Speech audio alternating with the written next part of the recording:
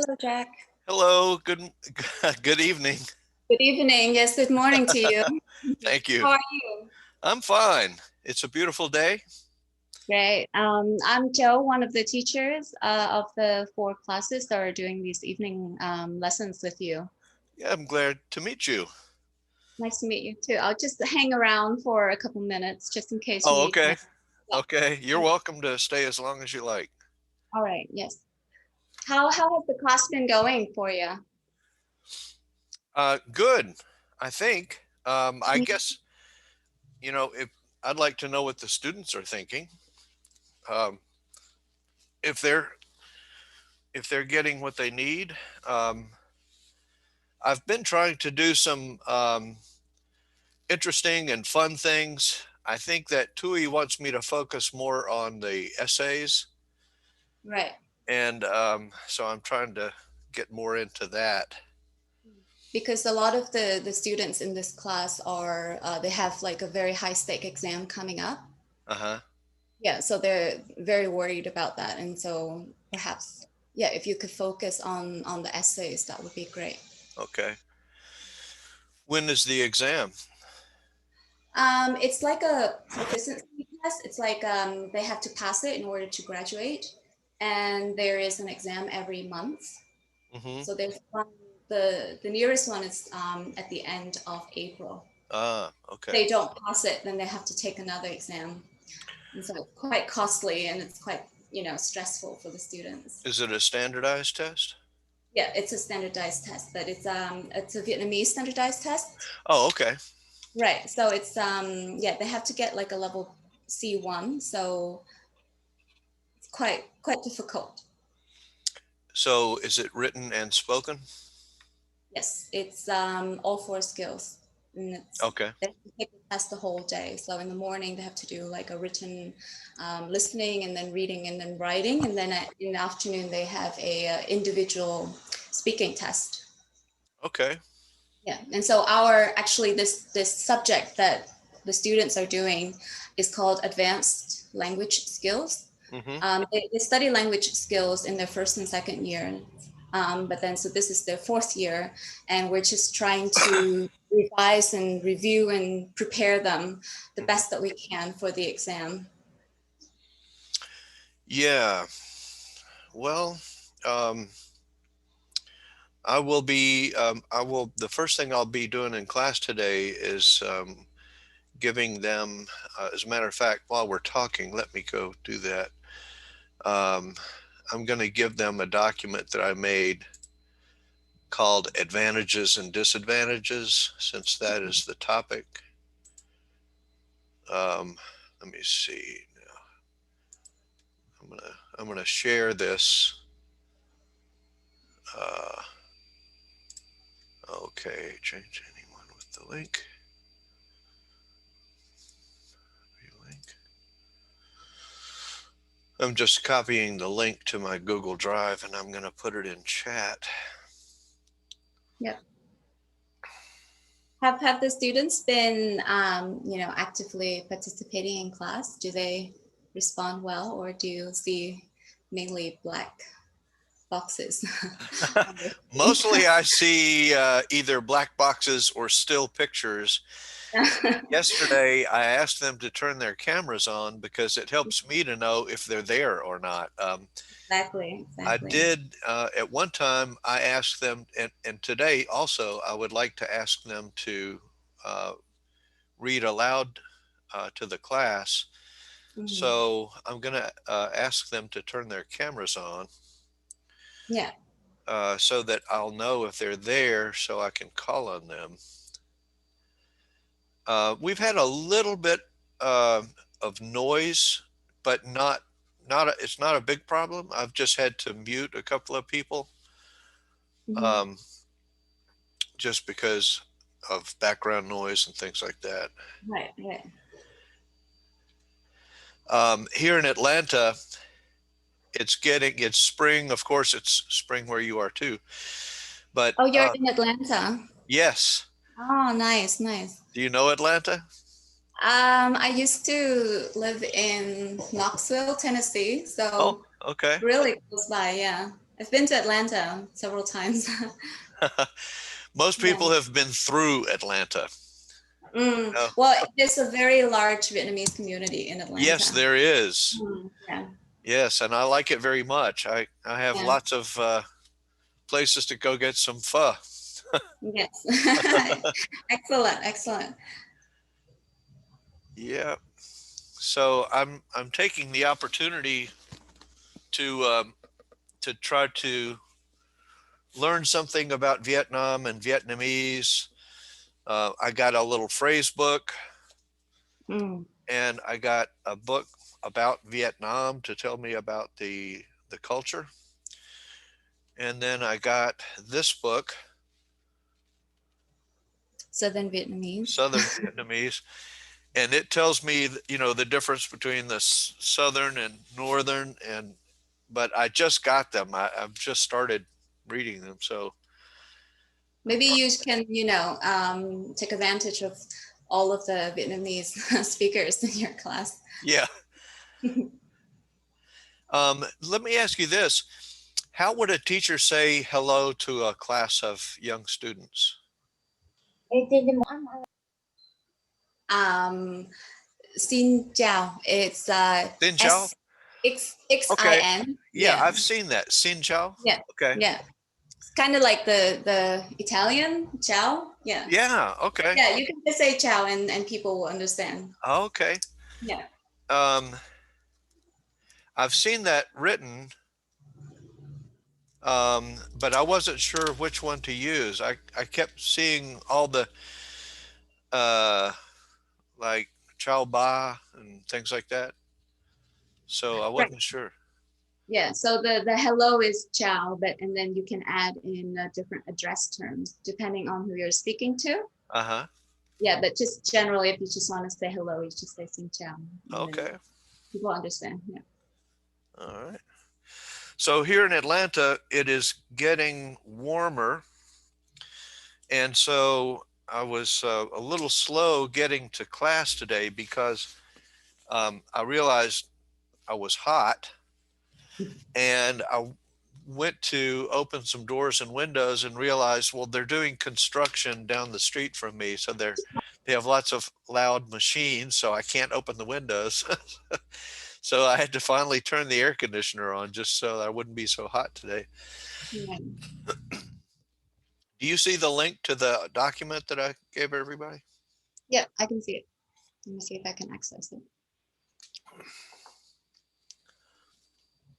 Yeah, I can see it. Okay, good.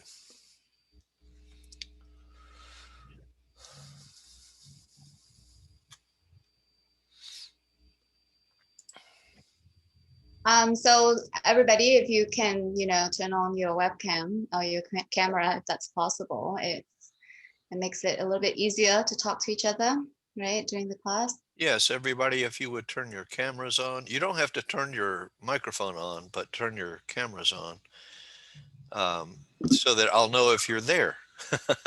Mhm. And then make sure that I can see your face, because I see someone's ceiling, but I can't see your face.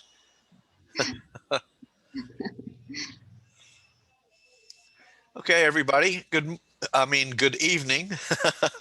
It's morning for me, but good evening to you. And we are about to start class. I put, okay, if you don't have a camera, it's okay. I hope that you'll get one soon. But anyway, it's okay. Don't worry about it. If your camera is broken, you can still listen and benefit from the class. It just helps me if I can see you. So if I know you're there, I can call on you and ask you to read something. I put a link in chat to a document that I would like to talk about today. It is called Advantages and Disadvantages. So if you would like to go access that now, we'll start class in 2 or 3 minutes. It's morning for me, so I'm drinking my black coffee.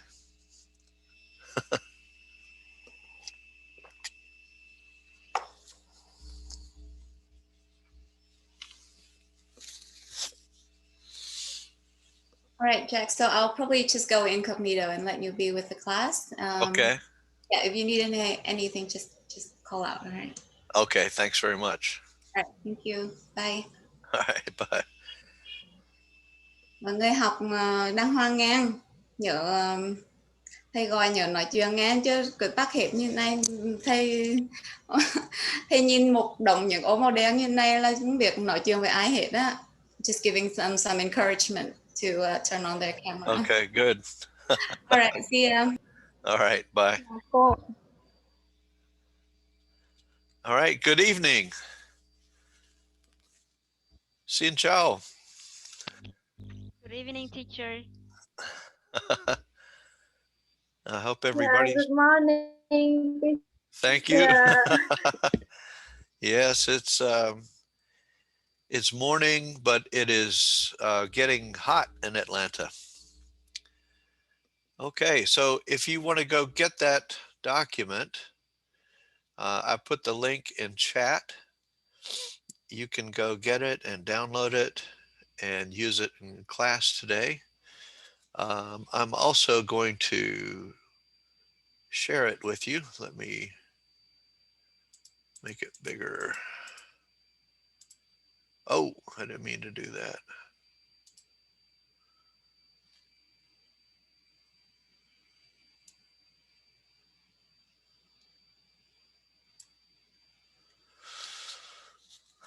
Okay.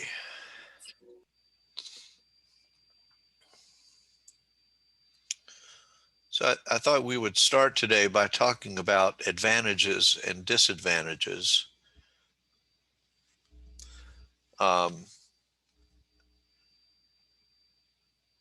And I'll just say these one time for you, and then I'm going to ask you to read them. I'll just say them for you. So if you want to say it after me, you don't have to turn on your microphone, but if you want to just practice saying it, I'm going to say it so that you can hear how I pronounce everything. I am in Atlanta, which is in the south of the United States. It's in the east part of the United States. Okay. Okay, advantages and disadvantages. Okay, the advantage is that, or the disadvantage is that, okay, advantage and benefit is the same thing. Disadvantage and drawback are the same thing. So you can say this is a benefit or this is a drawback. The good thing is that, or the bad thing is that, looking on the bright side or looking on the not so bright side, there's different variations of this. On one hand, on the other hand, or you can say on the one hand, on the other. And then also we say on one side of the coin, on the other side. Excuse me, Jack. Yes. Yeah, so I'm not you forgot sharing. sharing the screen. Yeah. I'm not sharing. I'm very bad about that. I'm sorry. Okay. But you should have the document. Okay. But yeah, I'm going to share. Thank you for telling me. I'm very bad about forgetting to share. Okay, so we have this saying, on the one side of the coin or on the other side, or you can say on the flip side. This is kind of slang. Okay, so I wouldn't write this in an essay, but you can say this. You can say, oh, but on the flip side, okay, it's true that, But, and then you can talk about your disadvantage. Okay, it has pros and cons. It has good points and bad points. It has positives and negatives. You can say, let's compare and contrast these. When you compare something, you kind of weigh the differences, and when you contrast them, you are showing how they are different. Do the advantages outweigh the negatives? This is like when you put something on a scale and something is heavier than the other one. Outweigh. And if you have a situation where there are no disadvantages, you can say this is a win-win situation. Or you can just say this is a win-win. There are no disadvantages. Okay, and if you want to do some further reading about this, let me go get this document very quickly.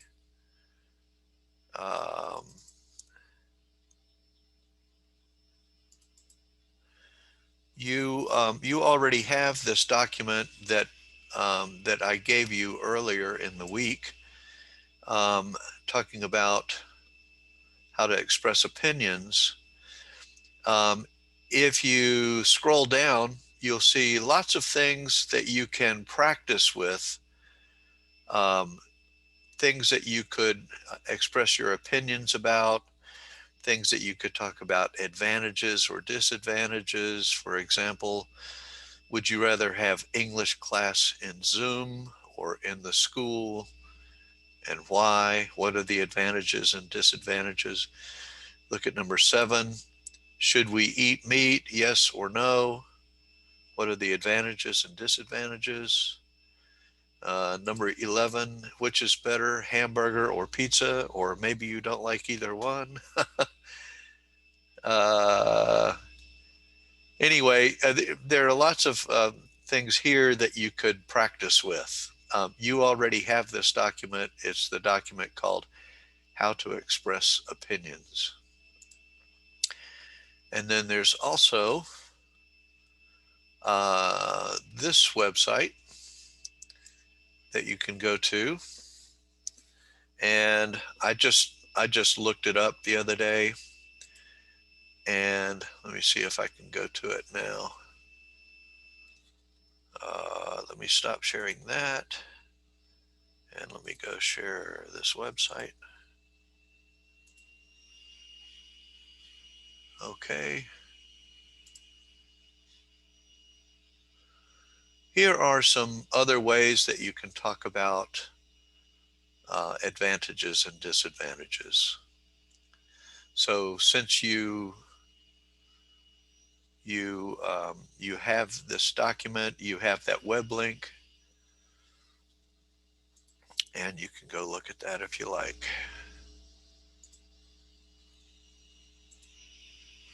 Okay, now let's get you to read some of these for the class. If you would just read the whole line. Let me see. Okay, I can see. How about Hoailin? Can you read this one for us, please? Yes, the advantages is that And then this one also.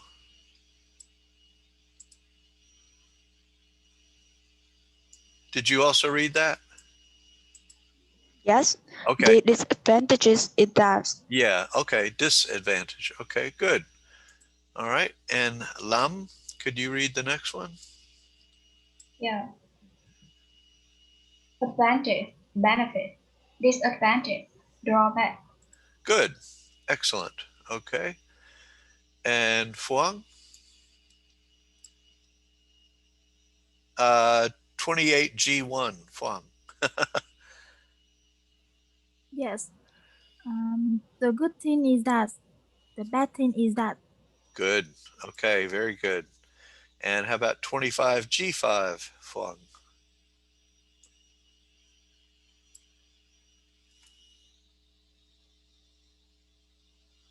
25G5, Fuang?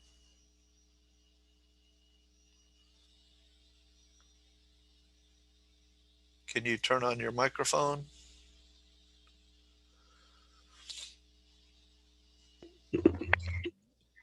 Yes, sorry. Okay.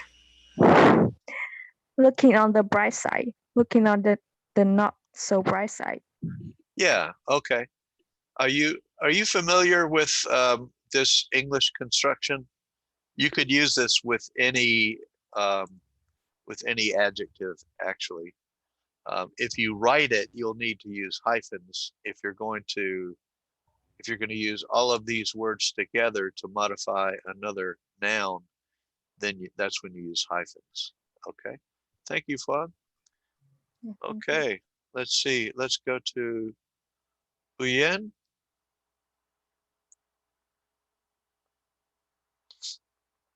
41G9, Huyen. On the one hand, on the other hand, on the one hand, on the other. Very good. All of you have excellent pronunciation. Okay, Tao. I can't see your number for some reason, but let me see. Well, I can't.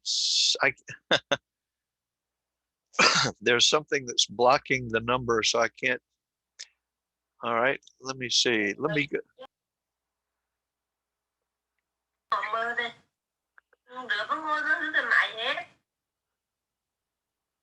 Oh. Okay. Well, if your name is Tao, can you?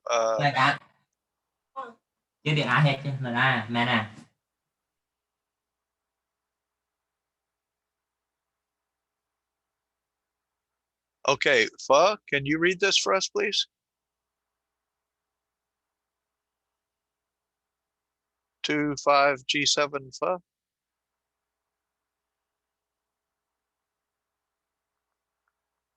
Okay, how about 13G7, Lean?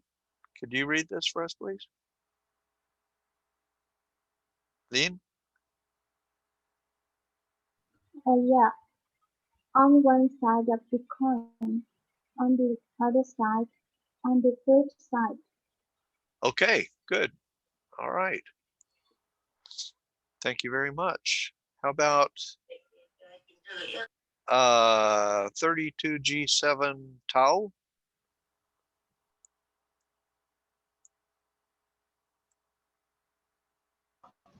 On one hand, on the other hand, on the one hand, on the other. Could you read this for us, please? Oh, yeah, okay, I'm sharing. Could you read this for us, please? It's true that, but. Yeah, okay. All right, good.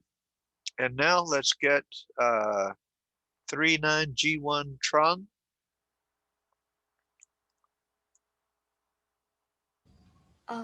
It has pros and cons.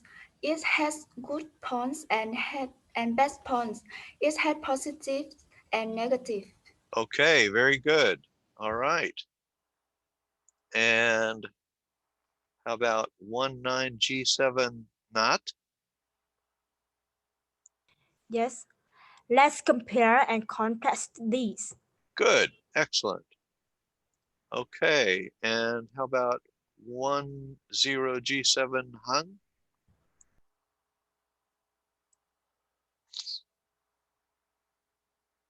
Hung? I'm sorry, can you repeat the?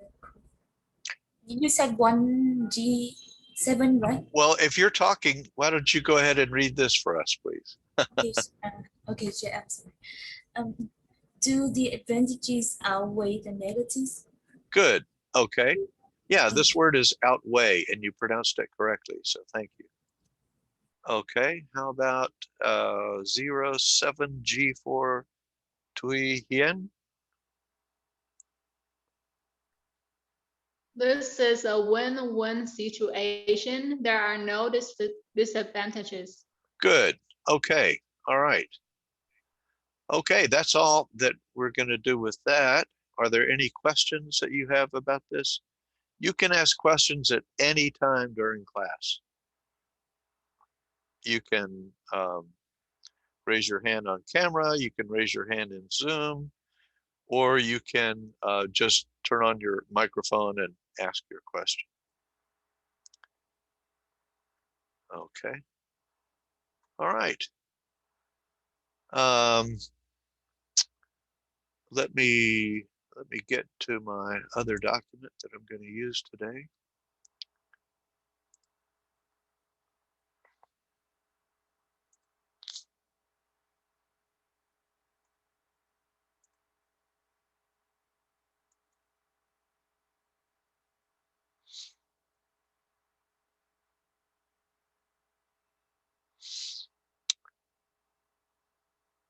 All right.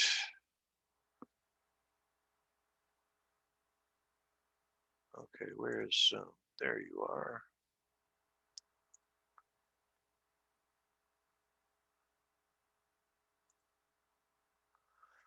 Okay, I'm ready to share this with you now. Excuse me.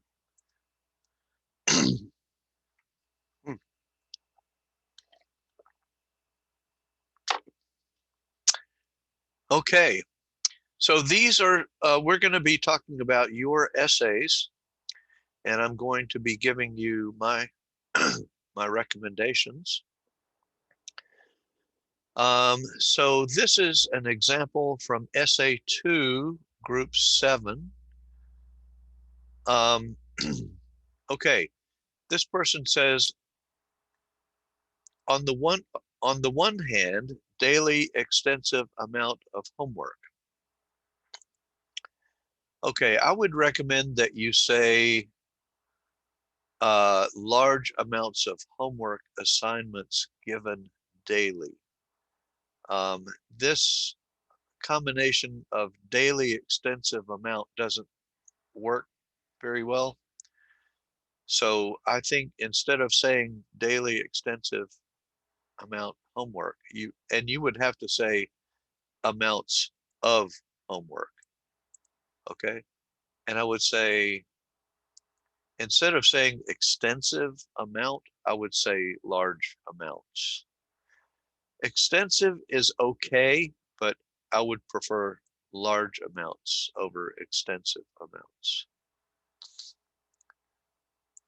And given daily, I would use that word given daily. Okay, and you can't say amount in the singular, it has to be plural. Okay, you want to talk about large amounts of something. Okay, if you have a question, you can just ask your question, whatever you would like, anytime. Okay, and then this sentence, too much homework has bad effects on learners' mental health, including stress and depression. Okay. Okay, I would recommend that you say too much homework has bad effects on learners' mental health. Negative effects can include excessive stress and depression. Okay, because if you, what you want to do is you want to link stress and depression directly to negative effects. You do not want to link them to mental health, because mental health implies good health. So you don't want to you want to break these up, okay? You don't, you want to take this phrase and make it clearer by showing that stress,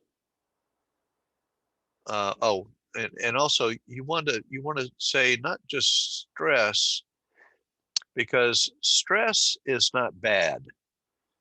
A little bit of stress is something that we have every day. So a little bit of stress is okay. Okay. You know, you have to brush your teeth in the morning. That's a little bit of stress. Okay. It's okay. You can handle a little bit of stress. You have to take a test in your English class.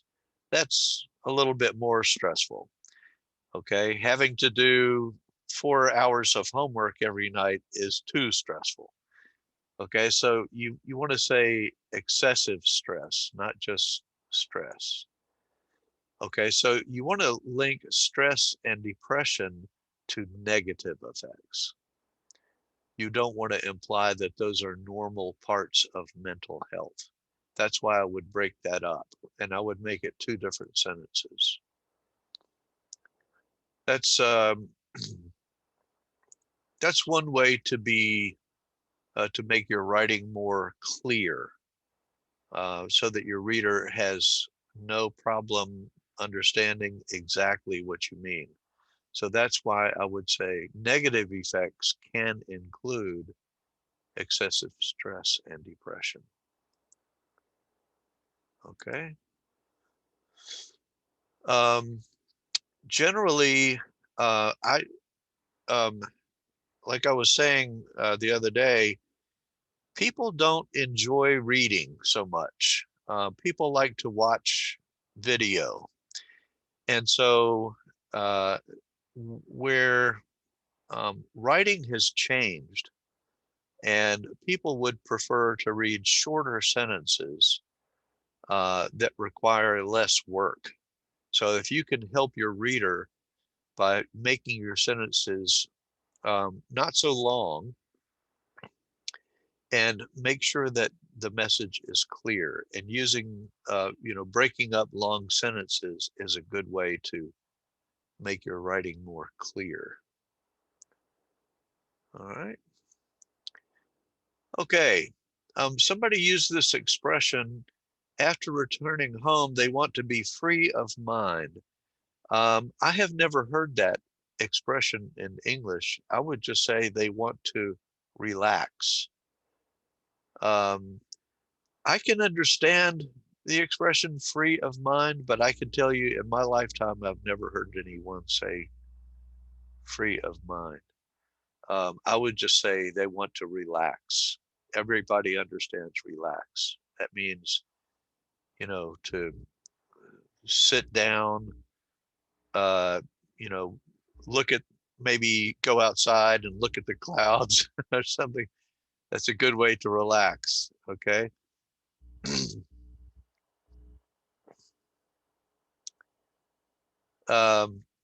There are lots of other ways to say relax.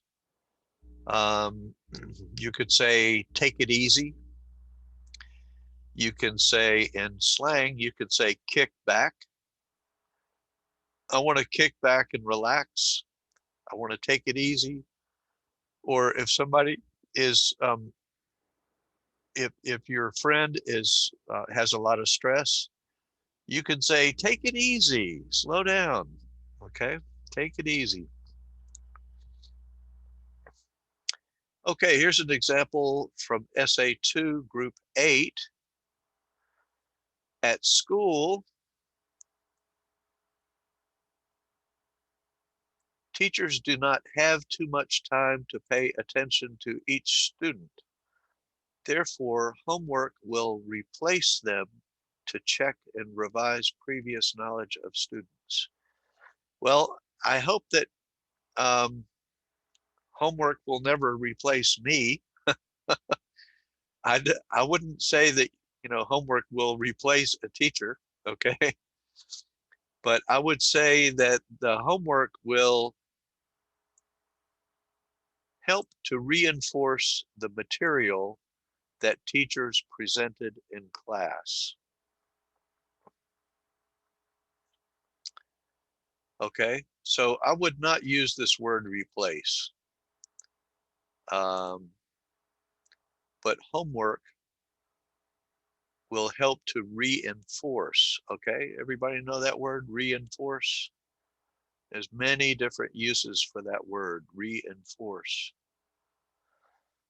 The material that teachers presented in class. Okay, that's a much clearer way to say that, I think. So instead of saying previous knowledge, that's where I would say material that teachers presented in class. Okay.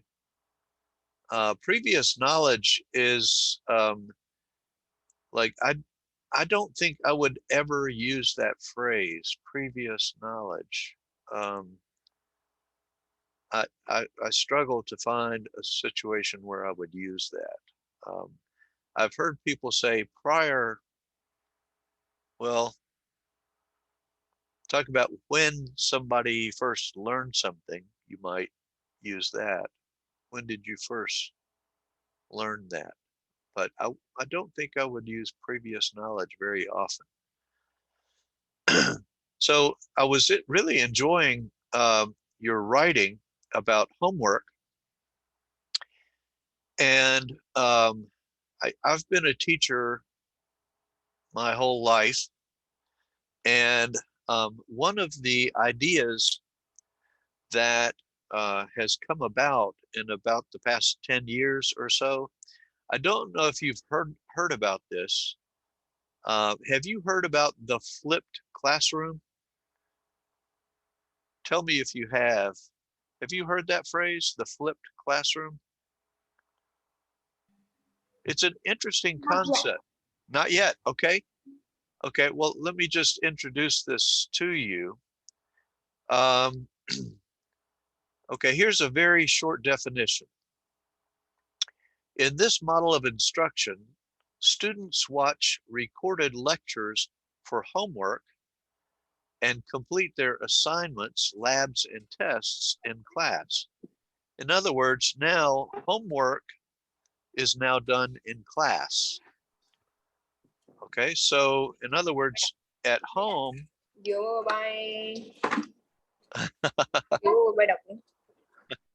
so do you like that idea? Okay. Do your homework in class, right? All right, so at home, you would do reading or watching or something like that.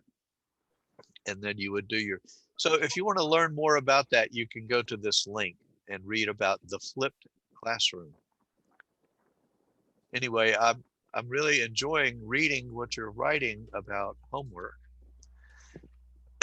And I know it can be very stressful. Okay, this student wrote, after school academic works. I would recommend saying, if you have two words that go together to modify a noun, you need to use the hyphen. Okay, that way after school becomes one word. Okay, and it's being used as an adjective. But I think better than saying after school academic works, I would just say homework. Homework is short and sweet. Okay, just call it homework. Everybody understands that word, homework. Okay. All right. Let me see. I'm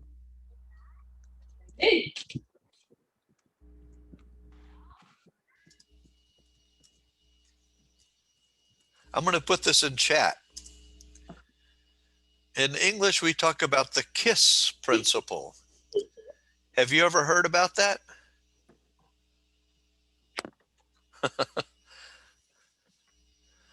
Okay. I'm going to put it in chat what it means, okay?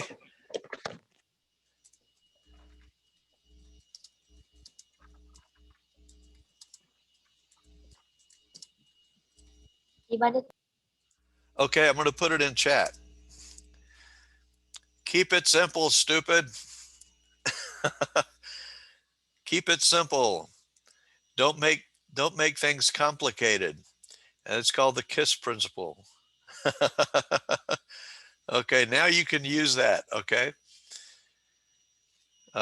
If somebody is telling you something and it's too complicated, you say, use the KISS principle. Keep it simple.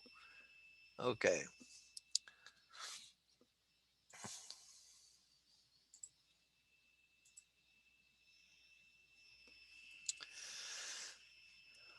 All right. Let's talk about this now.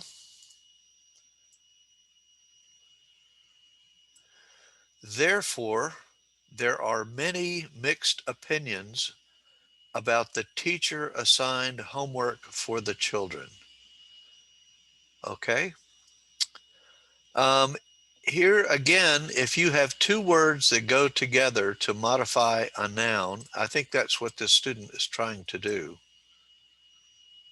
Then you would need to use a hyphen. If you have two words that are going together to modify a noun, you need to use a hyphen. But my advice for the best thing is just omit these words, take them out. You don't need them. It is implicit that the teacher assigned it. Okay, you don't have to say teacher assigned homework. You can just say homework. Everybody knows that it's the teacher who assigns it. So why say that in the first place? Okay. Does everybody understand this word implicit? It means you don't have to explain it like homework. It's implicit that the teacher assigned the homework. I don't have to explain that. Okay, it's implicit. Now, if somebody says, "Oh, what are you doing?" You could say, "Well, I'm doing my homework." Then, if your friend says, "Well, which class, which teacher?" Then you can be explicit and say, "Oh, it was Jack Butler, my English teacher." Okay, then that's being explicit. So implicit means you don't need to explain. Explicit is you explain. Okay. So don't use words that you don't need. Use the KISS principle. Okay. Excuse me.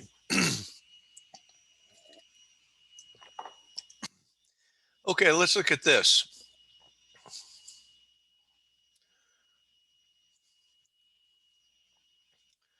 Children's psychological fear when they did not finish the exercises and the punishment of the teacher for that. Okay, this is not a sentence. If you study linguistics, you would maybe call this a pre-nominal extended attribute. Notice that there is no main verb and there is no predicate. Also, this suggests that it is the teacher who is punished. Okay, so if you look and say punishment of the teacher, that means the teacher is punished. Okay, so punishment of means if you say punishment of the teacher, that means the teacher is punished. Punishment by the teacher would mean that maybe the student is punished, but not punishment. Punishment of, and then if you use whatever noun you use after that, means that person is being punished. So here is what I would recommend that you say instead. Students are afraid of a teacher's punishment for not completing assignments. Okay, so in other words, this needs some serious work. Can everybody see why this is not a sentence? Because this is all, everything that's here is what would come before the main verb, but then there is no main verb. This whole thing is like a noun. Okay, so children's psychological fear when they did not finish the exercises and the punishment of the teacher for that, it's not a sentence. All right, so you need to be very careful that you have a main verb, a subject, a verb, and a predicate. Okay. All right, any questions about that?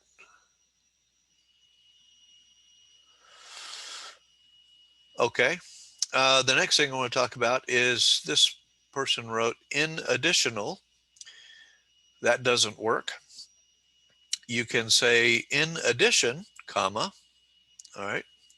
They did use the comma correctly. You can say in addition, or you can say additionally. Okay, both of those things work, but you can't say in additional. Additional is a word, and you can say something like additional work is necessary, or the teacher made me do additional work. You just can't say in additional, okay? In addition, additionally, those can both work.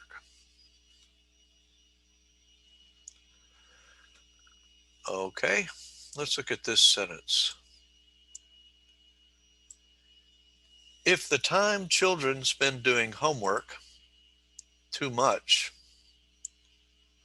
it can put a lot of burden on the students and harm their health. Okay, I recommend that you say, if the time children spend doing homework is excessive. By the way, they forgot to use a verb here, okay? That's a problem. You got to use a verb there. And you want to use the verb is. And instead of saying too much, I would say excessive. Do you know that word excessive? That means too much. Okay, it can put a heavy burden.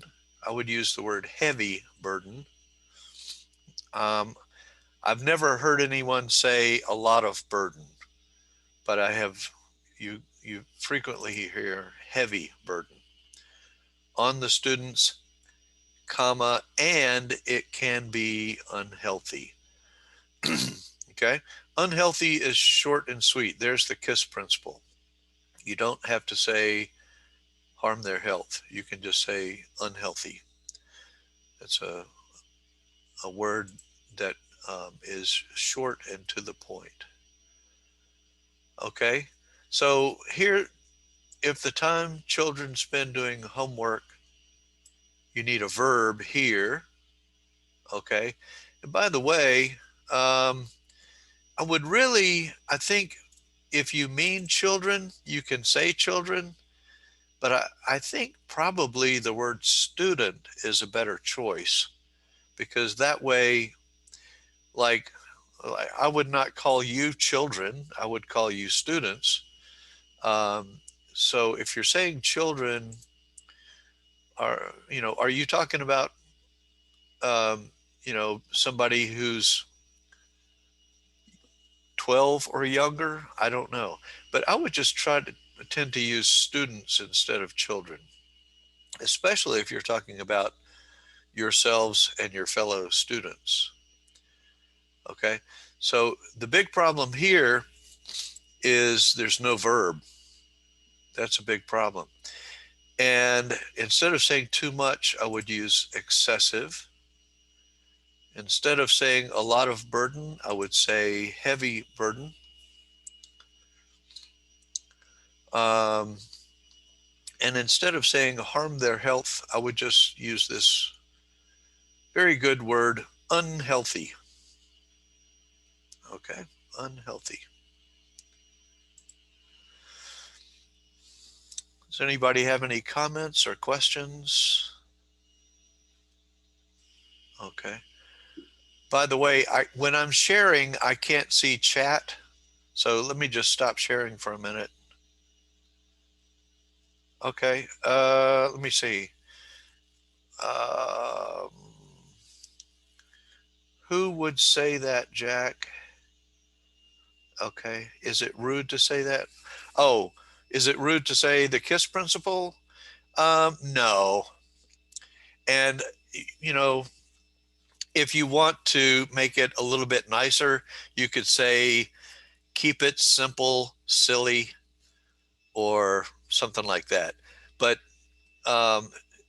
most people, if they've heard that expression, not every American has heard the KISS principle.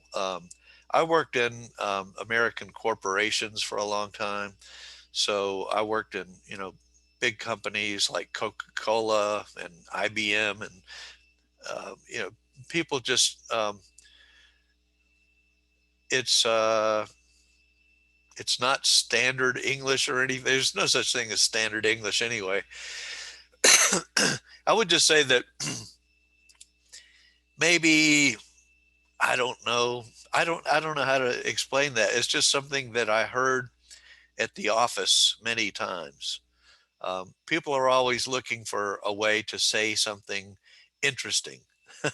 So you saying, and if you want to, if you say use the KISS principle, and they'll say, what is that? You just say, keep it simple, you know. Um, so no, it's not rude. Okay. Got it. Okay, good. Uh, got it means I understand. Okay, good. Yeah. If you want to see if somebody understands something, if you're telling somebody use the KISS principle, you can say, get it, get it. And then somebody can say, yeah, I got it. Okay.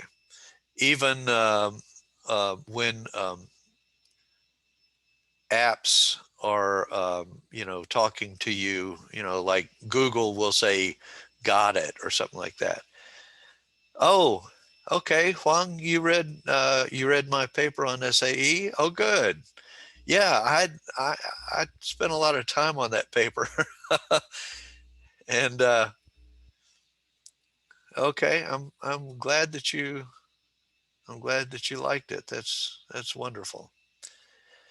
I hope I won't be misunderstood when trying to. Oh, you can't advise someone. You can advise with an S someone to use the KISS principle. Okay, it's okay. We're here to learn. Okay, yeah. There are two words in English that are maybe a little confusing.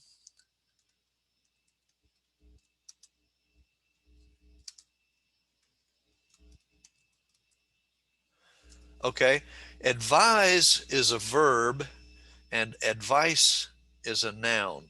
So you can say, I advise you not to do that. And then someone could say, thank you for your advice. Okay, English is not easy, I know. and you know, you are all obviously very smart and very hardworking. um, so okay, Excuse me. yes, Uh, uh, we don't have the plural form of advice, right? right. Advice. Yeah, Yeah. you're exactly right. Usually advice is the singular and the plural. Um, I have seen people use advices, but I don't recommend that you use that. Now, there is a word advisement, and that you could use in the plural, advisements. Let's say, for example, the President of the United States is sitting at a table with all of the secretaries, you know, all of the people who give him advice. And you could say, for example, the president received advice from all of his cabinet members, or you could say he received advisements from all of his cabinet members. But I would say that you're right. That word advice, just use it singular and plural. So yes, I think you're right. Um, there may be, uh, I wouldn't say that you could say two pieces of advice, but you could. Well, I would just say, well, I have some advice for you. My first piece of advice is this. Another piece of advice is that. But you could say two pieces of advice, but I've never heard anybody say that. So I would say no. You read that in a book. Okay. Um, okay. I've never heard anybody say that, but and what kind of book did you read it in? Did you read it in an ESL book or in a novel? Or, I mean, people would understand you if you said two pieces of advice. But like I said, I've never heard anyone say that. It doesn't mean you can't say it. One thing about English is that there are so many different varieties of English. Uh, it could be a story-based video game. Okay. Well, that's interesting. That is a story-based video game is just as valid as any other book. But the thing is, I might tell you that I've never heard that, but that doesn't mean that people don't say it in Scotland or Ireland or England or Australia or Canada. So I'm gonna give you my best advice, um, just so that you know a little bit about my background. From At the beginning of my career, I was a German teacher. I used to teach people German.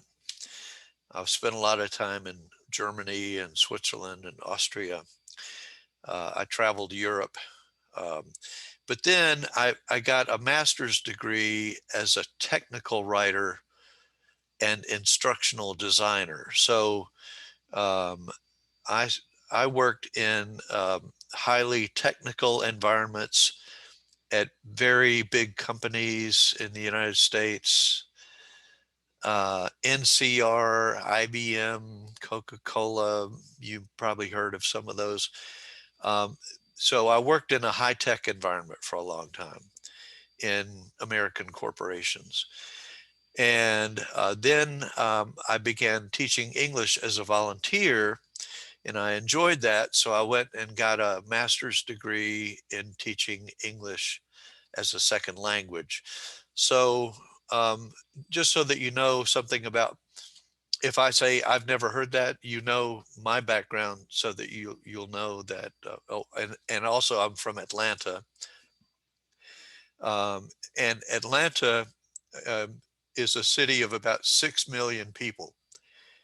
It's a very large city, and there is a very large Vietnamese population here in Atlanta. So if I want some pho, I can drive a few miles and find it here. I'm lucky that way. Okay. Let's see. Okay, I'm looking in chat. I would just say that Huailin is right. Just use the word advice in the singular and plural, and you can't go wrong. Okay. If you start using some of those other things, I would be very careful with that. So thank you for your messages in chat. Oh, here's something. Okay. Somebody sent a picture in chat. Oh, I have to download it to see it. Okay, let me see. Okay, I'll save it. Well, now I have to go find it. I can't find it. Okay, I downloaded it. I'll look at it later. I just love this part. What part? Okay. Well, let's do this. I want to show you something else right now. Hold on just a second. If you could tell me specifically part you love, I would like to understand better what you mean.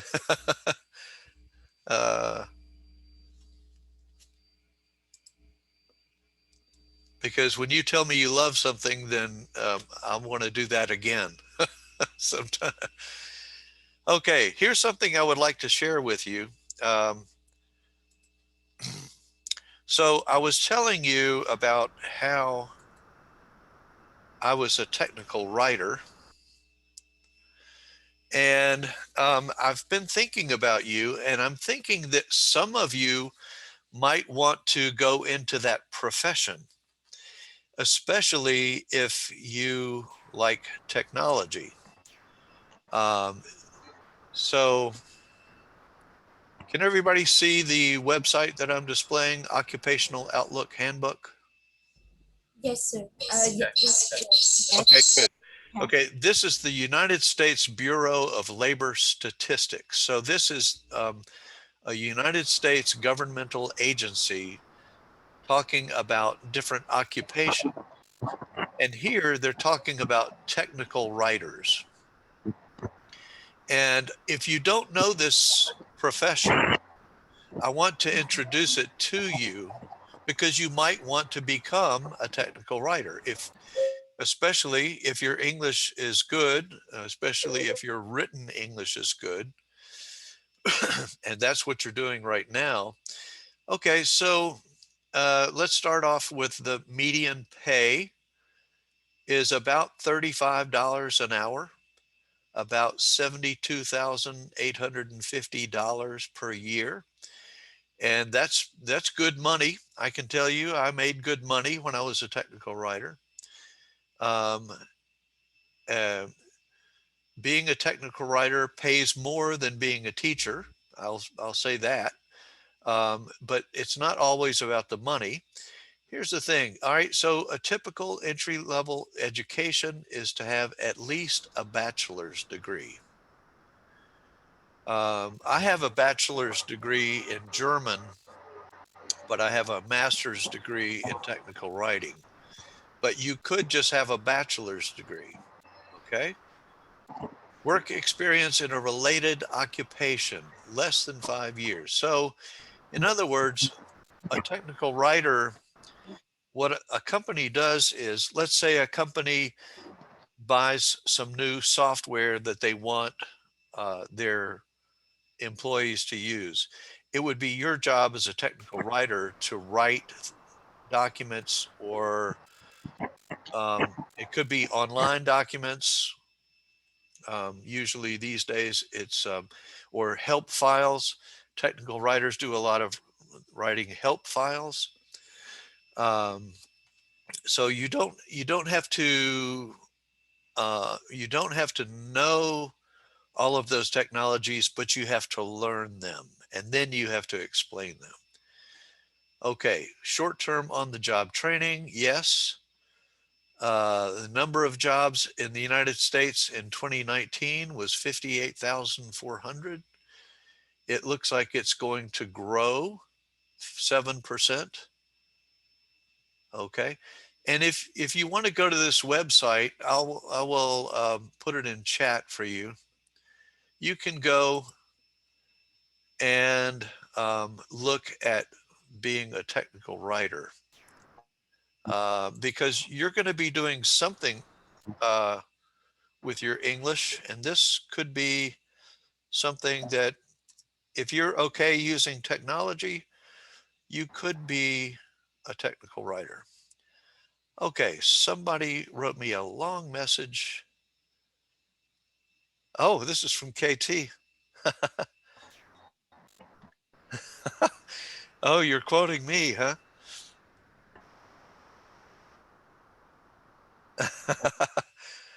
uh,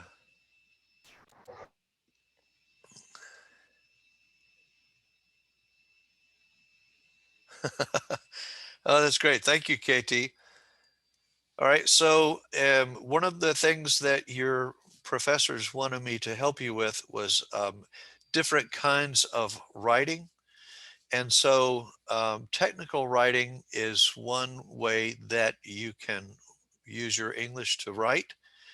You can use it to make money and have a profession. And I'm sure that you could do it in Vietnam. You could come to the United States and do it. You could go to China and do it, because English is used all over the world now. So if you can be a technical writer and write in English, that could be a very big advantage for you. Okay. It is almost 9 o'clock. Why don't we take a short break? Just a couple of minutes, maybe 2, 3, 4, 5 minutes. And when we come back, we will do some, we will look at more of your essays, and we will also look at a couple of videos. So take a short break, and I'll see you in 2, 3, 4, 5 minutes. Okay? Short break.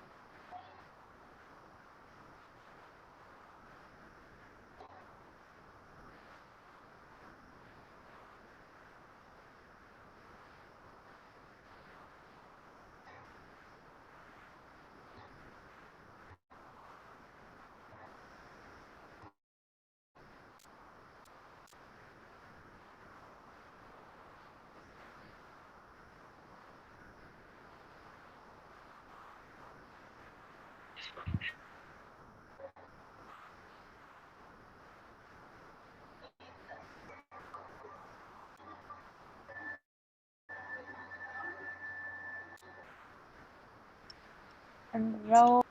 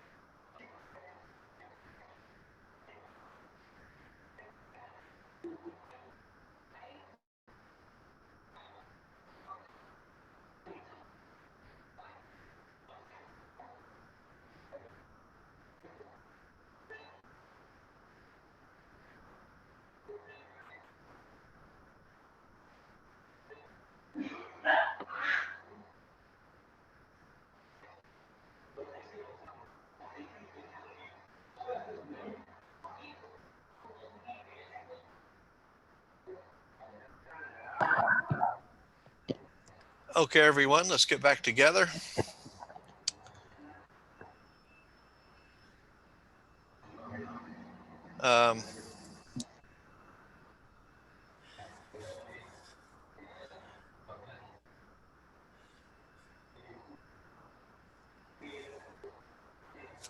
During the break, I went out to my garden and I took this picture for you.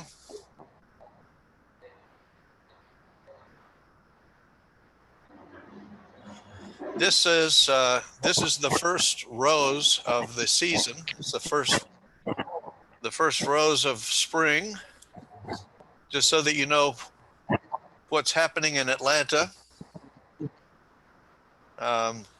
The roses are beginning to bloom. Okay. Okay, let me share this with you.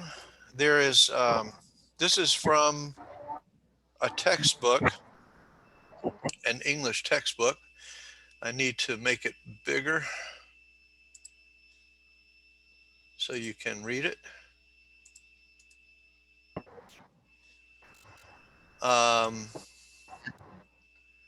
Okay, let me just get everything situated here. Okay, so this is from an ESL textbook. It says, before you write a presentation outline, decide in what order you will present your ideas. This will help make sure. Okay, I'm going to have to mute somebody here. This will help to make sure that your ideas are in a logical order before you start writing. For example, it is logical to tell your listeners background information before you tell them why something is useful. You can use WH questions like where, what, why to organize your presentation. Okay, and here's an example of a well-written piece.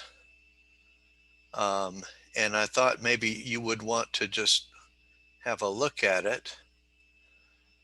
To start with, Post-it notes were invented in 1974 by Art Fry. Fry needed a bookmark that would stay inside the book and didn't fall out. He used a special type of glue invented by his colleague, Spencer Silver. The glue was not very strong and made it easy to remove the notes. Okay, so that's your background information. In 1977, the first Post-it notes were sold in stores. Since then, they have become a global phenomenon. People all over the world recognize the small yellow sticky notes. We use them at work, at school, and at home. Okay, so the middle paragraph develops by telling you where they are used and how.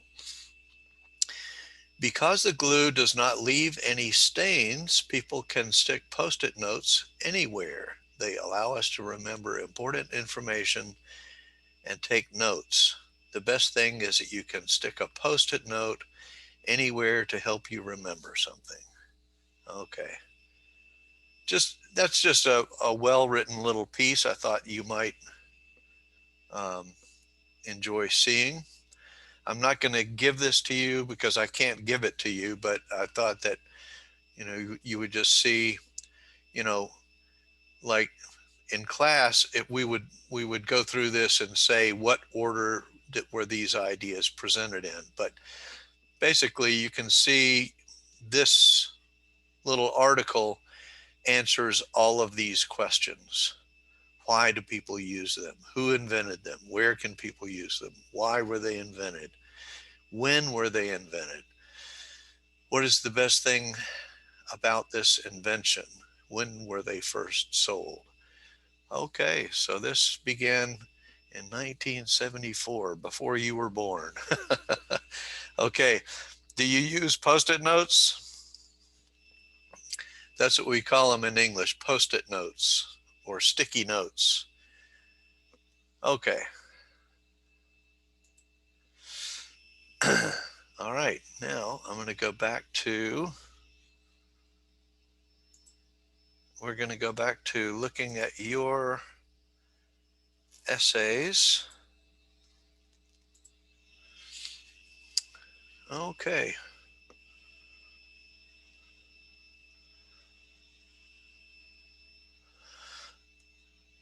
Okay. Worse than, a student may need hospitalization. Okay. I'm sorry?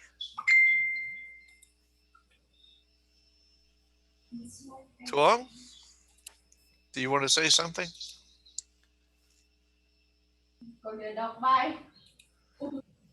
Do you want to say something, Tuong? Sorry. Oh, okay. All right. You can say something anytime you want. Okay. So better, here's what I recommend. Instead of saying that, I would say even worse, the student may need hospitalization or something. Okay. But you can't begin a sentence by saying worse than. You can begin by saying even worse. Okay. Now let me see. I think what I need to do is I need to insert a page break here. Okay. Let's look at this. This is a conclusion. Let's look at what the conclusion says. It says, in short, I do not conclusively claim that homework assignment is either completely good or completely bad. I see that everything has two sides of it, and what is too much is not good. Assigning homework in moderation and appropriately can help children consolidate and build on a variety of skills. However, if the teacher does not know the proper assignment with too many exercises, it will not only affect learning results, but also harm the child's health. Okay, I'm going to reduce the size of this so that we can see more at once. I hope that you can still read it.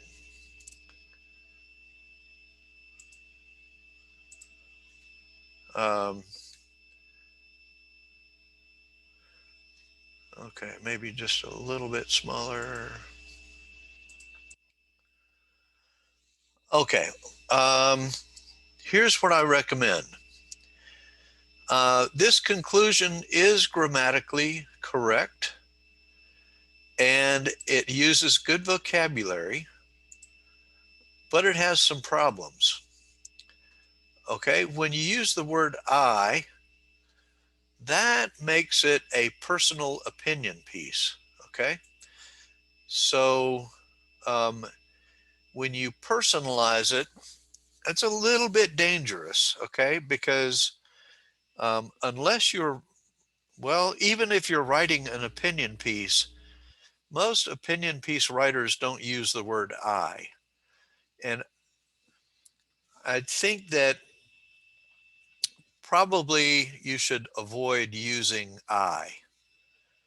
Okay, unless you want your audience to consider only your opinion, then my advice is don't use I. When it becomes personal, it makes it a little bit less reliable. Okay, you want more than, you want your opinion to be based on more than just one person's opinion. Okay, so everything has two sides of it. That's just not true. Okay, that's just not true. I can say Murder is bad. There's no two sides of that, okay? There are some things. So when you say something like everything has two sides of it, first of all, why talk about everything? We don't want to talk about everything. We want to talk about homework, okay? And it's not true that everything has two sides of it, okay? And what is too much is not good. Okay, well, you can say that about anything and everything. So I would say that this sentence is kind of not accurate, and it's vague. It's not it's not giving me specific useful information. So when you say everything has two sides of it and what is too much is not good, well, that's kind of like a philosophy or something, and it's not really addressing the topic of homework. Um, and do you guys know this word, waffling?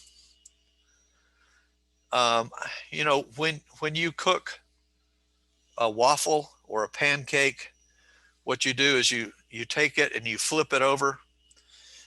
And in English, waffling means that um, if the writer is waffling, it means that the writer is agreeing and also disagreeing.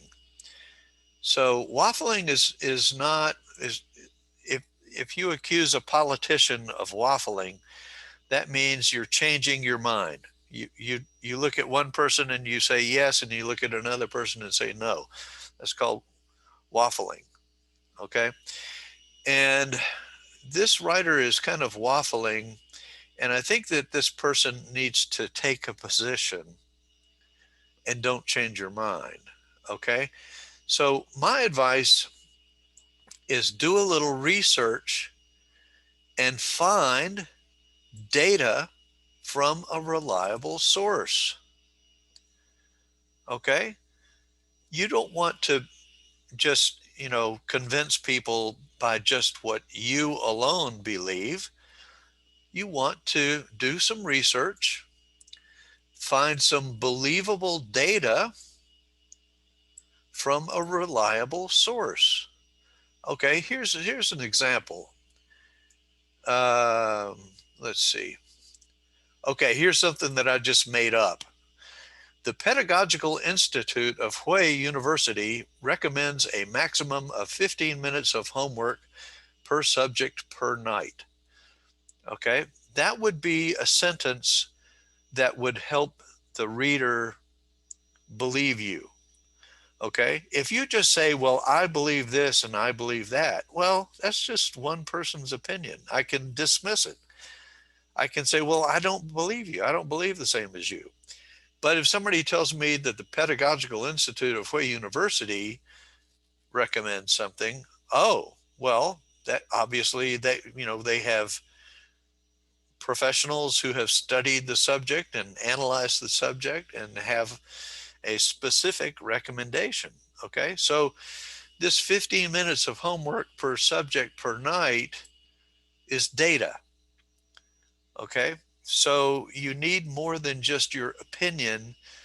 When you're writing an essay to convince somebody of something, do some research. You've got the internet, you've got the web, you can go, type up, search on homework harmful or something like that. Um, okay, so I'm going to say a little research can make your recommendations cogent. Does everybody know this word, cogent? A cogent argument is an argument that helps people change their minds or helps them believe you. Cogent means your essay is working. Okay, So if you're going to take a position, get facts to back up your position or your opinion. Okay, so this person is using I, but they didn't provide any facts outside of this is my opinion. Okay, so for example, here's another example that I'm just making up. The Vietnamese Psychological Association reports an increase in the incidence of student suicide due to academic stress. Okay, well, boy, that gets your attention. Okay, and I happen to know this is true in some countries, that the stress is so great that some students commit suicide. And boy, that will get people's attention if you say, oh, okay, so this is something that I really need to pay attention to this writer, because we don't want students committing suicide. All right, so you need to maybe shake and wake up your reader and say, this is why this is important. Okay, you want to say more than just your opinion. You want to have some facts. Okay, so I'm just making that up. Okay, it's not true, but all right. So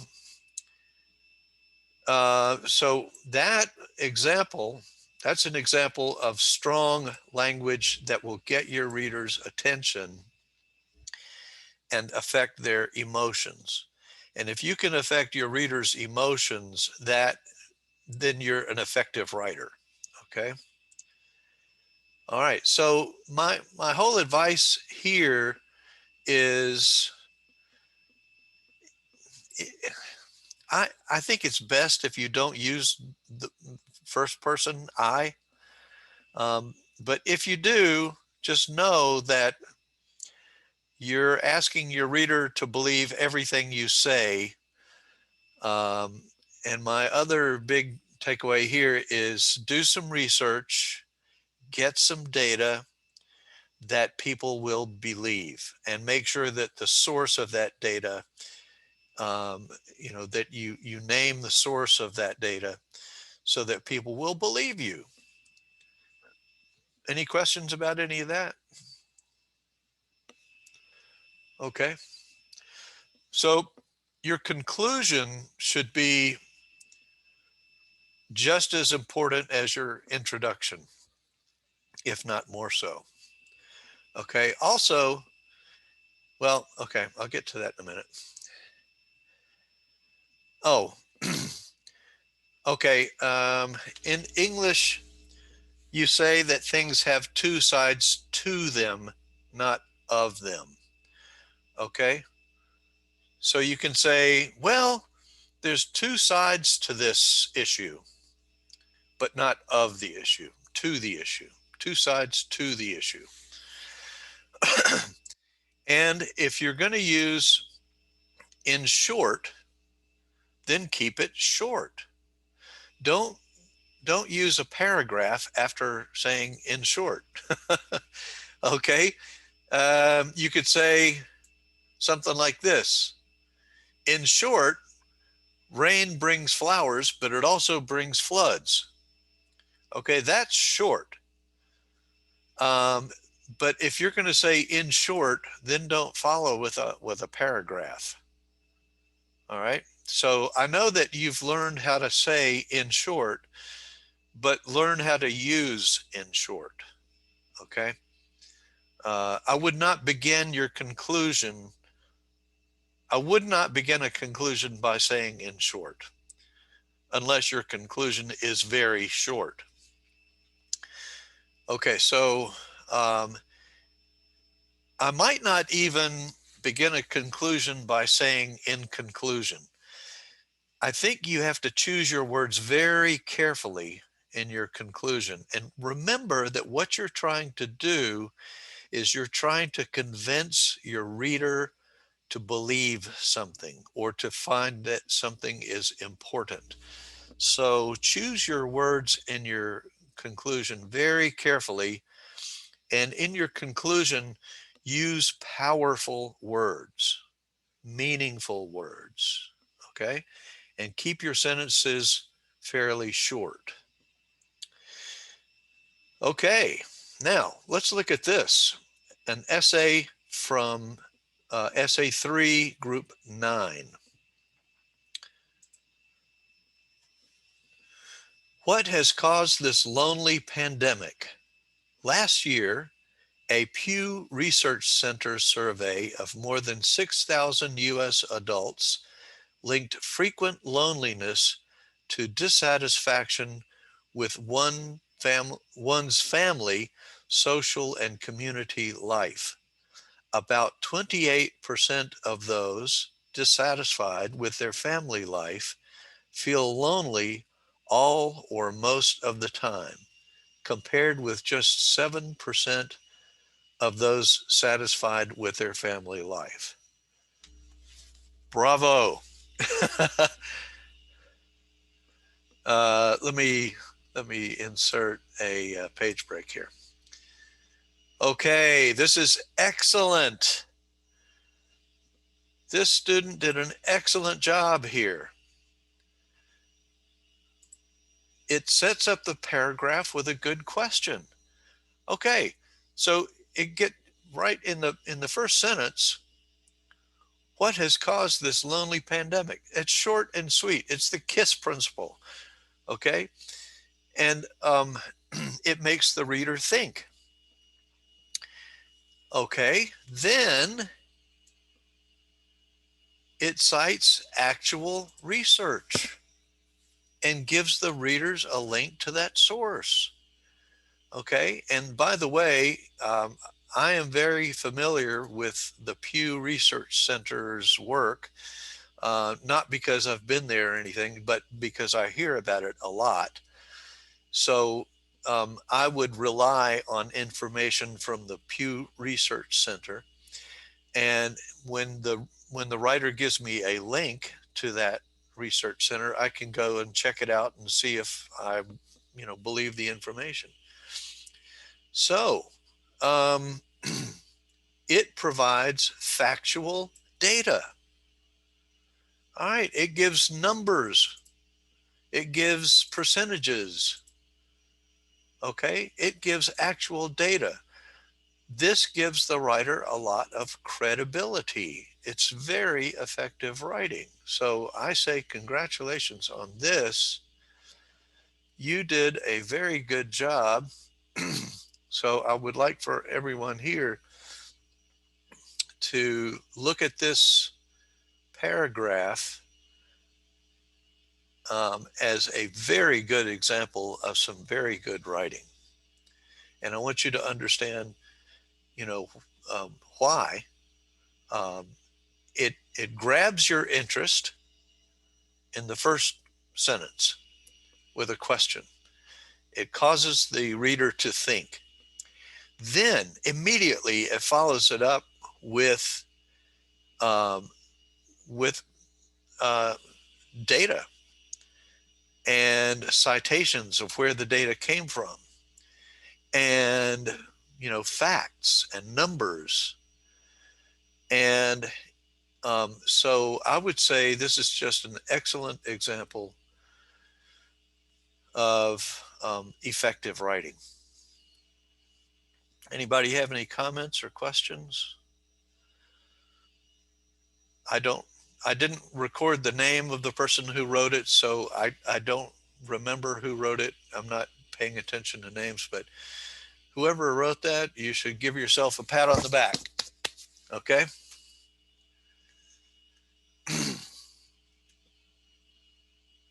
Good job.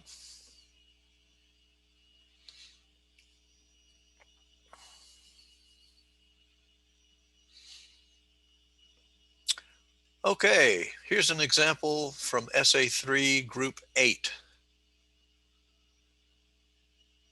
First of all, I see that young people are too dependent on social network.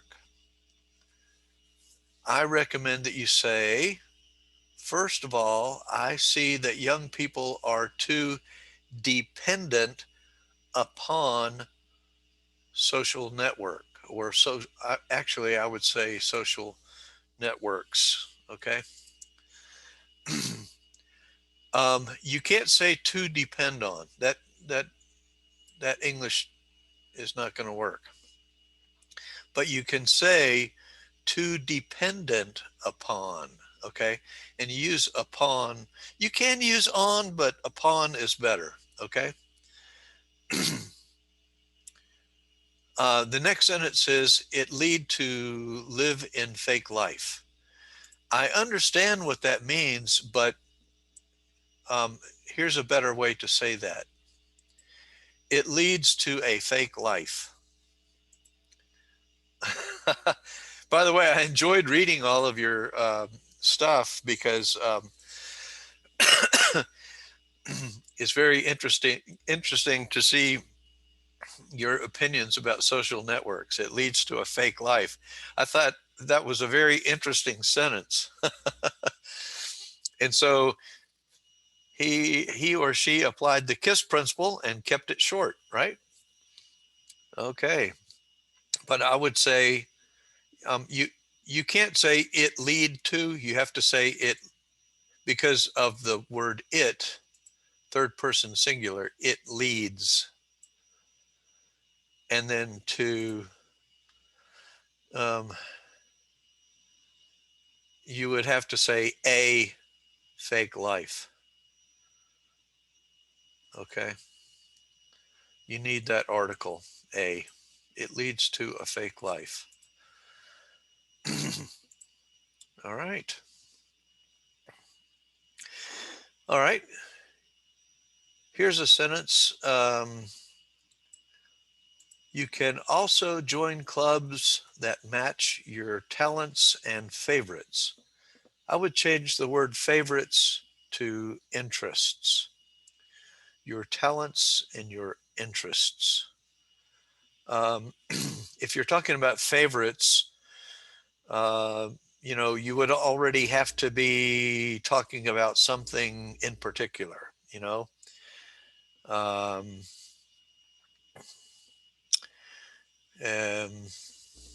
for example, if you were talking about sports, you could say, well, what are your favorites? Oh, well, I like badminton and tennis. Okay. We're talking about food. What are your favorites? Well, I like spaghetti and I like pho. Okay. Okay. So I would say join clubs that match your talents and interests. Interests are things that you are interested in. Okay, here's an example from Essay 3 in Group 7. It is scientifically believed. Okay, that doesn't work because science cannot believe. Only people can believe. Okay, so I would say don't say that. All right. I would recommend that you would say in a peer-reviewed journal, scientists from Hue University have proven that, okay? Because this is, even if it worked, it's way too vague. It's not really, it's empty words. It's not saying anything. In order to get you, all right, your job as a writer is to gain your reader's trust. Your reader has to trust you. And so you have to give your reader some proof. All right. Does everybody understand this, this group of words, a peer-reviewed journal? Peers are people who are like you. Okay. For example, let's say your professors. Okay. Your professors at Hue University are all peers. You have English professors, you have, other professors, but they are all at the same level. Okay, they're peers. let me think of a, okay, let me think of a famous, um, I'm going to stop sharing just for a minute, and I'm going to go to the web, and I'm going to go to, let me see.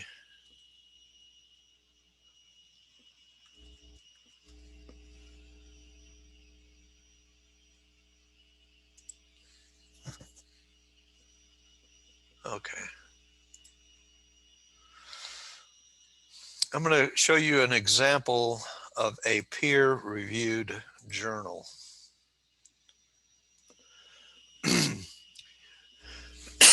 Okay, JAMA is a peer-reviewed journal. It is the Journal of the American Medical Association. It is a peer-reviewed medical journal published 48 times a year by the American Medical Association. It publishes original research, reviews, and editorials covering all aspects of biomedicine. And we can go to JAMA. Okay.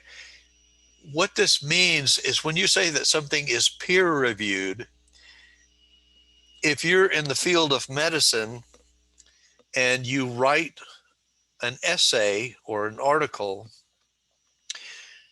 this journal, JAMA, will not publish your article until it has been reviewed by peers, by people who are also in the medical profession. In other words, you can't just say whatever you want in the JAMA journal. You have to be, you have to submit your work to JAMA, and then it will take probably months, weeks or months, where your peers will review what you wrote, and they will say, yes, this is okay, this is good, or no, this is not good, this is wrong, where, you know, this is not true. Okay, so JAMA will not publish an essay that is not accurate and true. And it's up to your peers to say yes or no. Okay, so when you talk about a peer-reviewed journal, you're talking about a journal, um, you're talking about a journal that people can believe, you can rely on. Okay, because um, oh, before I share that, hold on a second. Um, are you familiar with this phrase? I'm going to put it in chat. Are you familiar with this phrase, critical thinking? Critical thinking is, okay,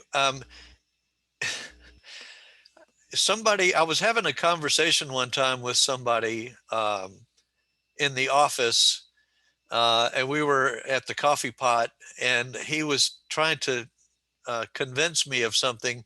And he said, well, I know it's true because I saw it on the internet. And I thought, that's ridiculous. You know, you can't believe everything that you see on the internet. You have to use critical thinking. You have to consider the source. Okay. Um, if you're reading an article that says milk is good for you, you should drink milk every day, and then you go to the bottom of the article and you see that it was written by the milk producers of America. Well, yeah, that's almost like an advertisement. That's not scientific, not scientifically credible. So you have to use critical thinking. Okay, don't believe everything you read. All right, now let me go back.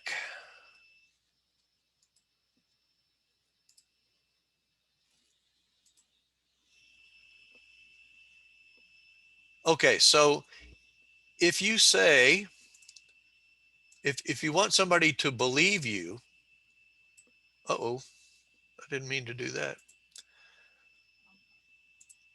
if you say in a peer-reviewed journal, scientists from whatever university have proven that, now you have given your reader something to believe.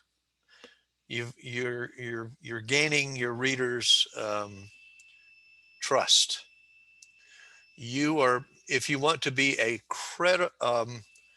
credible writer, you have to give proof that of what you're saying.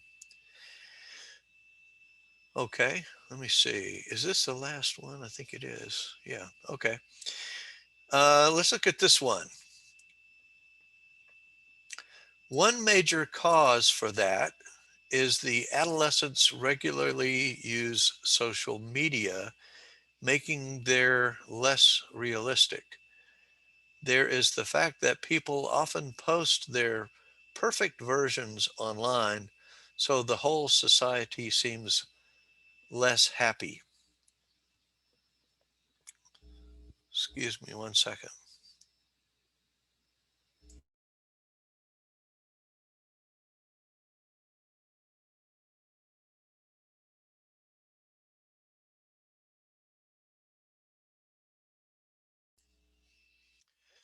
Okay, I would change it to this. One major cause for this is that adolescents regularly use social media, making their lives less realistic. There is the fact that people often post their perfect versions online, so all of society seems more happy than it really is. And I think that's what this author means. I think if you post your perfect versions, you're trying to make things more happy than they really are, not less happy, right? At least that's what my logic tells me. So I think you have to really be careful with your logic and make sure that you're saying what it is that you really want to say. Okay. So,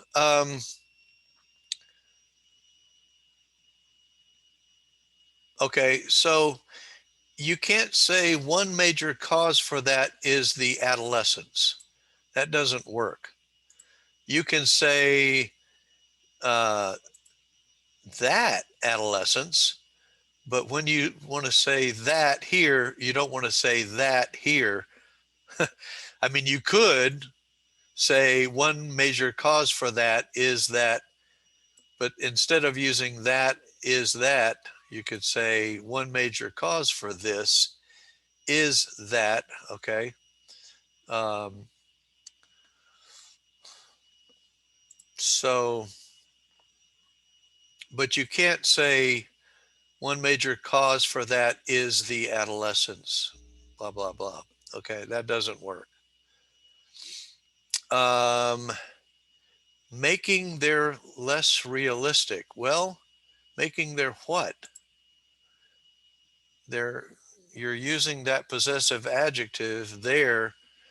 You have to say their what? Okay, so I would say their lives, I guess. Okay. If you're going to use their, you have to have a noun that follows it. Okay. Instead of saying the whole society, I would just say this is a better word choice. A better word choice is all of society.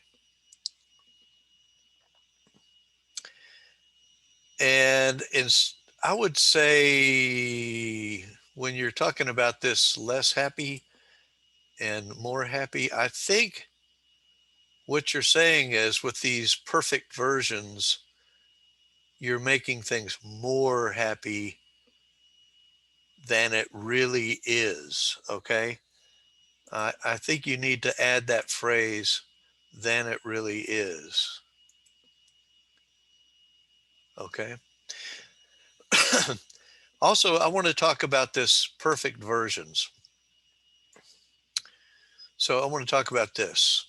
When you put perfect versions in quotation marks, you're saying that its meaning is implicit. And that's a mistake. You want to make everything explicit. And you can do that by giving an example like this. For example, people often post photos of themselves when they were younger. My advice is to avoid using quotation marks except for quotations. Okay. Some people even when they're speaking, they use what we call air quotes. They'll go, "Oh, he's happy," and some people don't like air quotes. They don't like it when you do that. Okay. Um, but when you use quotes like that, you're saying, kind of like, right, get it, like I'm saying something that's not really true, or I really mean something different. What I'm saying, has implicit meaning, but you don't want to do that when you're writing. So don't use quotes unless you're quoting somebody. Okay. You want to write explicitly. You don't want to be, you don't want to be implicit. Any questions about any of this today? I'm at the end of my comments for the essays today. Anybody have any? Let me stop sharing. Oh, I can share this document with you now. I can go to my Google Drive, and I can.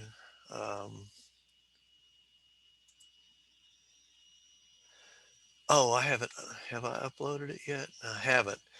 Give me just a minute. I need to upload this document and share it with you. I forgot to upload it, so I'll do that now.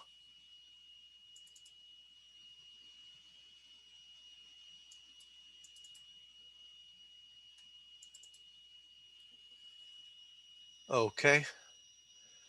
And now I will share the link with you.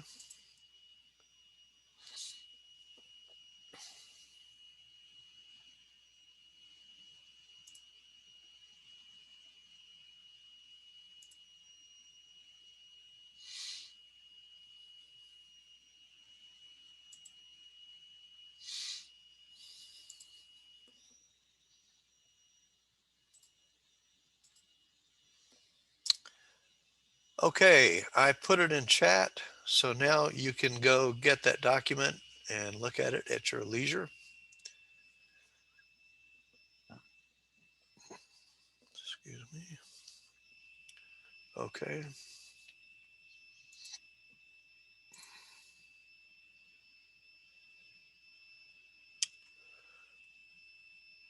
All right. I would like to share a video with you.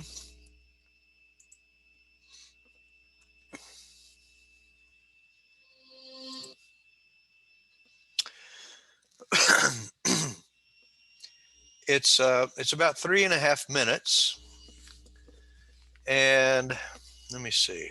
Let me go full screen.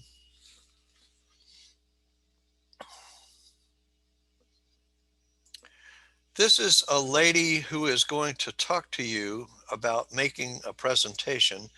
Now she's talking about, speaking, but it applies to what we're talking about too, because whether it's spoken or written, she's going to talk to you about like how to make your points. Also, we talked about smiling in the United States versus smiling in Vietnam. People have lots of different reasons for smiling, but I want you to watch this lady and see how she uses her smile when she's talking. Okay? And then we will come back and talk about this after you've seen it. Okay?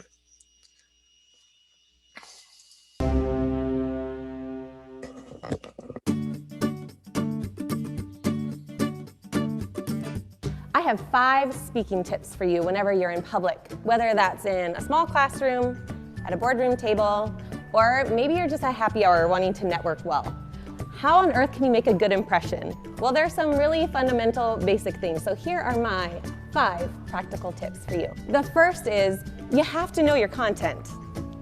Winging it rarely looks good. So when friends call or text me saying, I have a big presentation, I'm so nervous, what do I do?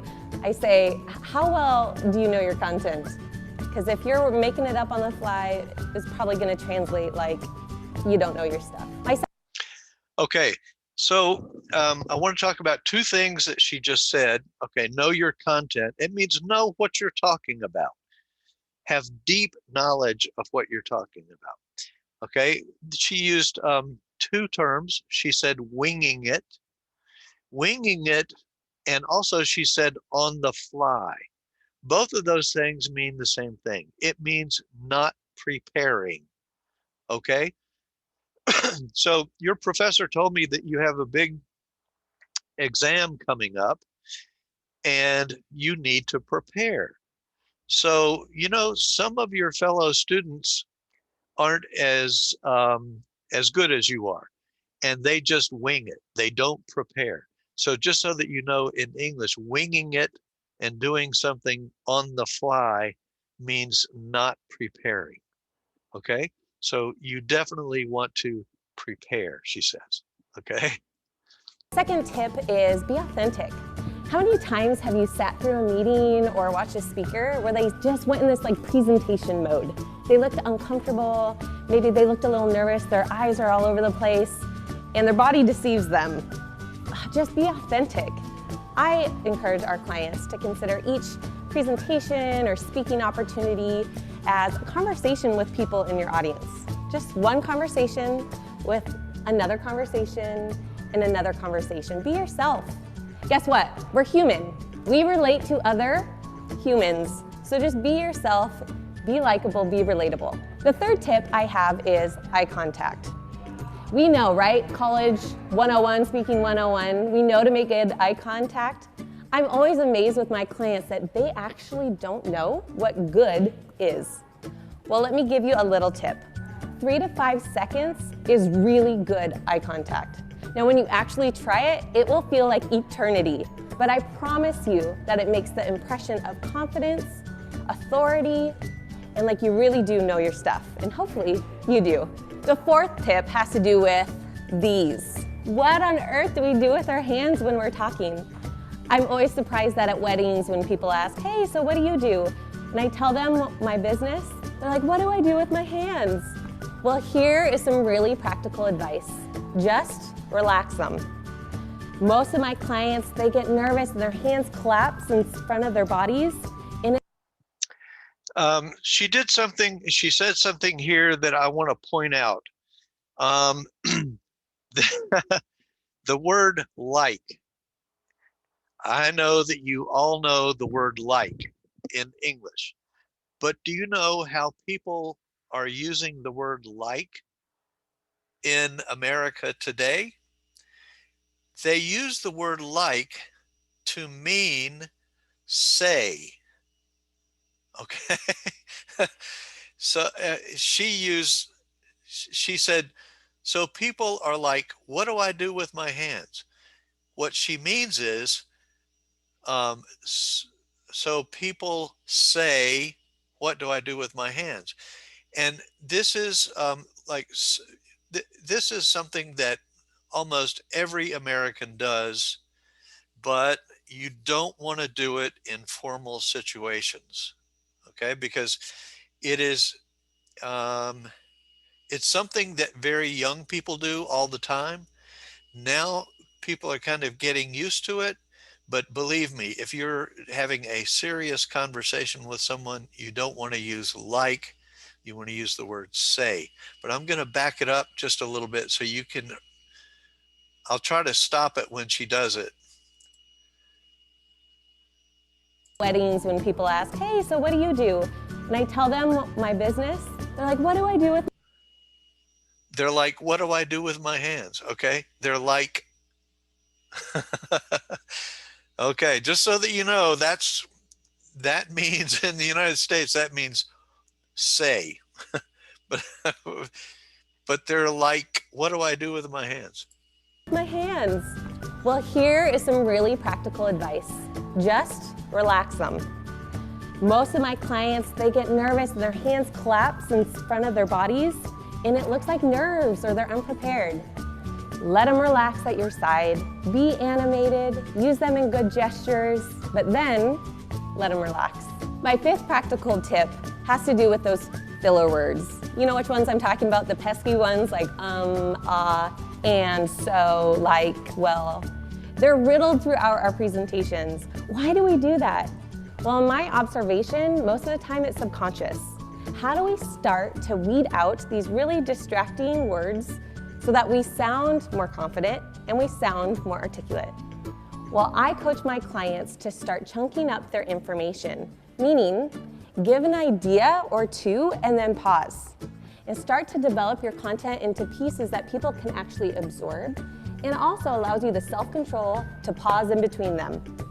Pausing is the anti-filler word. So those are my 5 very practical tips to speaking with more confidence. Okay. Any questions about that? Okay. All right. Well, we're coming to the end of class. Does anybody have any questions or do you want to say anything? Let me finish this. Can you repeat on the tab? I'm sorry?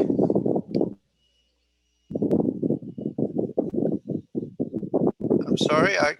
Nee, did you want to say something?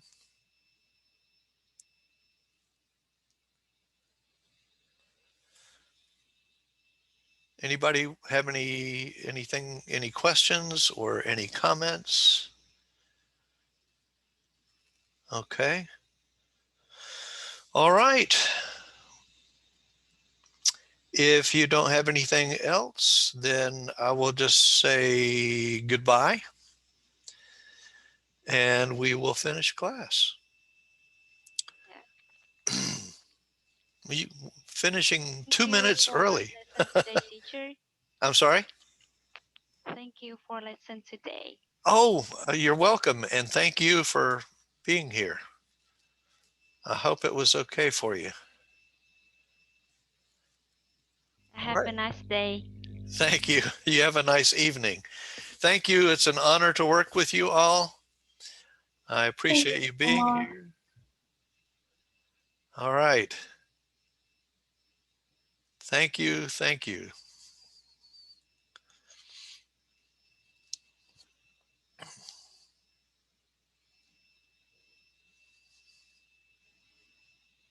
Okay. Thanks, everybody. Thank you so much, Jess. And have a nice good night. Okay, Lynn. Bye. Thank you. Goodbye. See you tomorrow. See you later, alligator. After a while, crocodile.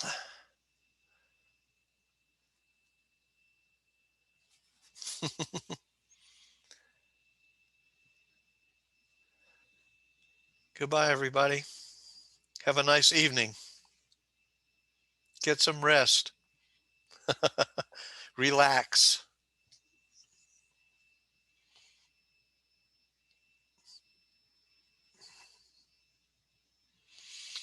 Okay, I'm going to end the meeting now. Thank you and goodbye. Bye.